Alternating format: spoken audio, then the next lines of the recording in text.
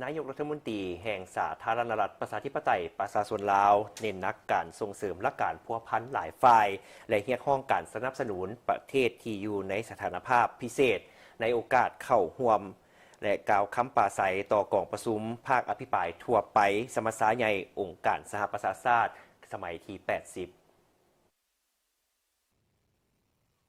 พระประธานสอนไซศรีพันดรนายกรัฐมนตรีแห่งสาธารณรัฐประชาธิปไตยประชาชนลาวได้นำพาคณะผู้แทนเข้าร่วมกองประชุมสมัชชาใหญ่องค์การสหประชาชาติสมัยที่ 80ภายใต้คำขวัญร่วมกันเพื่ออนาคตที่ดี80ปีและในต่อหน้าเพื่อสันติภาพการพัฒนาและสิทธิมนุษย์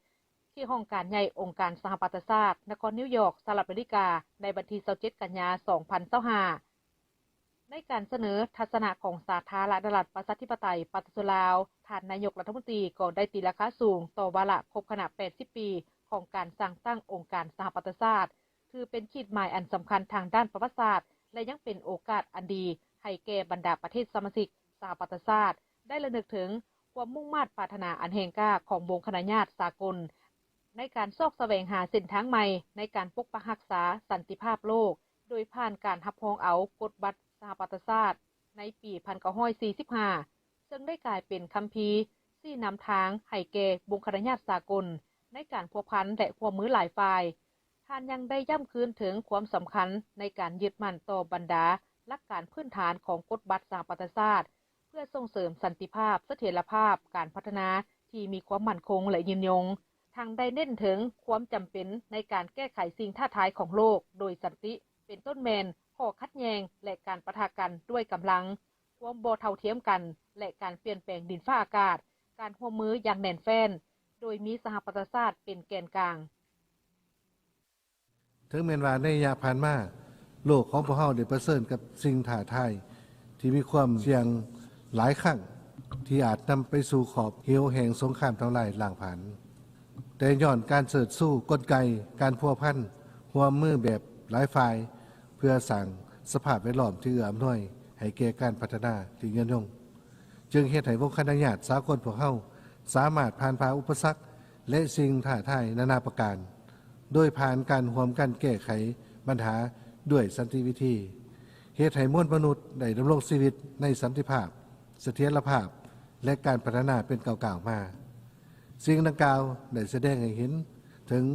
ผลสำเร็จอันเป็นรูปธรรมขององค์การสหประชาชาติในการปฏิบัติพระบทบาท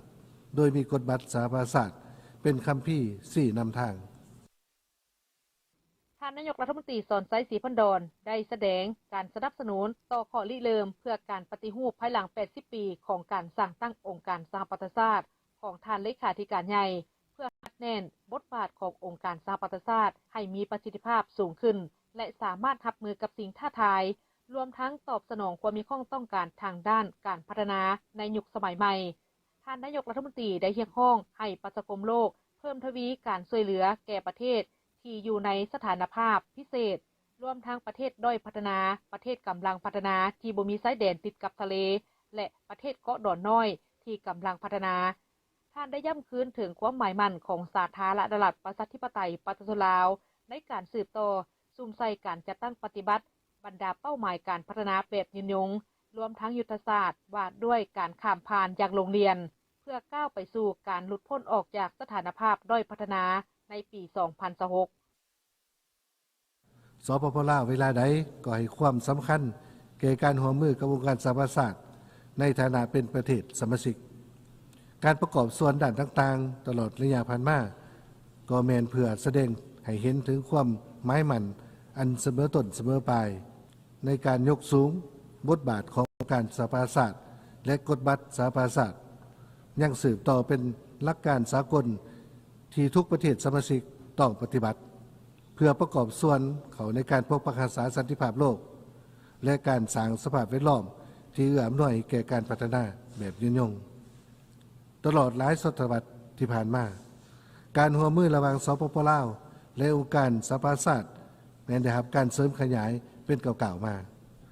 สปป.ลาวและองค์การสหประชาชาติ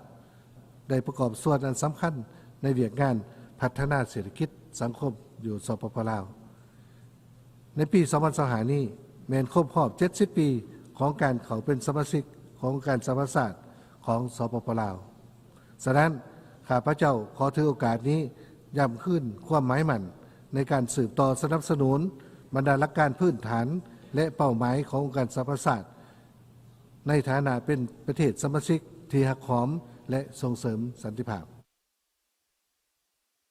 ท่านสมไสศรีพันดอนก็ได้ยับคืนถึงทัศนะของสาธารณรัฐประชาธิปไตยปาตลาวต่อปัญหาปาเลสไตน์อิสราเอลโดยเรียกร้องให้ทั้งสองฝ่ายหันเข้าสู่ขบวนการแก้ไขข้อขัดแย้งโดยสันติวิธีก็คือการแก้ไขปัญหาแบบสองรัฐพร้อมนั้นสาธารณรัฐประชาธิปไตยปาตลาวยังได้เรียกร้องให้ยกเลิกการคว่ำบาตรทางด้านเศรษฐกิจและการเงินต่อสาธารณรัฐกูบาพร้อมทั้งลบรายชื่อประเทศกูบาออกจากบัญชีประเทศที่สนับสนุนการก่อการร้ายและยกเลิกบรรดามาตรการบีบบังคับฝ่ายเดียวทั้งหมดต่อกับบรรดาประเทศเอกราช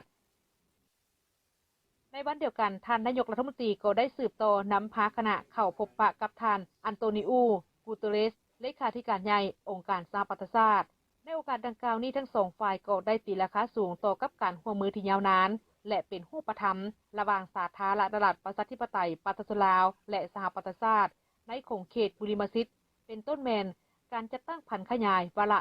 2030 เพื่อการพัฒนาแบบยืนยงโดยเฉพาะแมนเป้าหมายที่ 18 คือการแก้ไขปัญหาระเบิดที่บ่ทันแตกและอื่นๆ